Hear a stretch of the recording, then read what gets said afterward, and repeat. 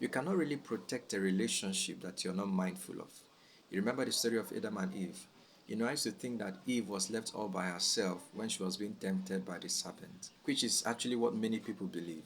But the Bible says otherwise. In Genesis chapter 3, verse 6, it says, "And when the woman saw that the tree was good for food, and that it was pleasant to her eyes, and a tree to be desired to make one wise, she took of the fruit thereof, and did eat, and gave also unto her husband with her, and he did eat."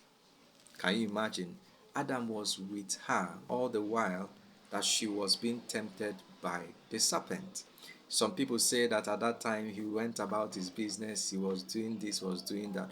But the truth is, if he had really gone about his business, tending and guarding the garden as God had instructed him, then the enemy would not have stepped in to begin to carry out those ventures. But then he was resting on his oasis while he was with his wife. And it begs the question, why is it that Adam was right there, but Eve would choose to speak with the serpent? And here is my point. Women are blessed with vocal prowess.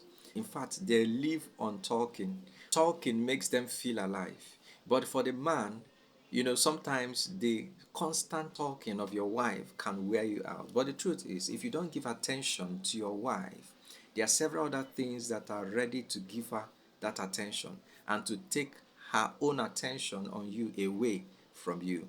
And that is how I'm seeing this in this particular context. It started in the beginning. He was not mindful of what was going on within his premises. So, despite the fact that he was present, he was in reality absent minded from what was really going on around him. And because probably the wife has been gisting and gisting, and maybe she was not getting the energy needed in return, there was something else or someone else who was willing to engage her in a discussion. And you know how it ended. It didn't end well even for Adam. So be protective of your relationship. Sometimes it is not convenient, but give attention to your spouse. If you don't do that, you run the risk of losing the attention of your spouse, even completely, and many times to your detriment. I hope this helps you. But on a lighter note, there is this professor of mine back then in school that claims that there is a certain number of words that a woman must speak per day, and if she doesn't find anybody to gist with, she entertains herself by chewing bubble gum to compensate. Is that true? It makes sense, Sha.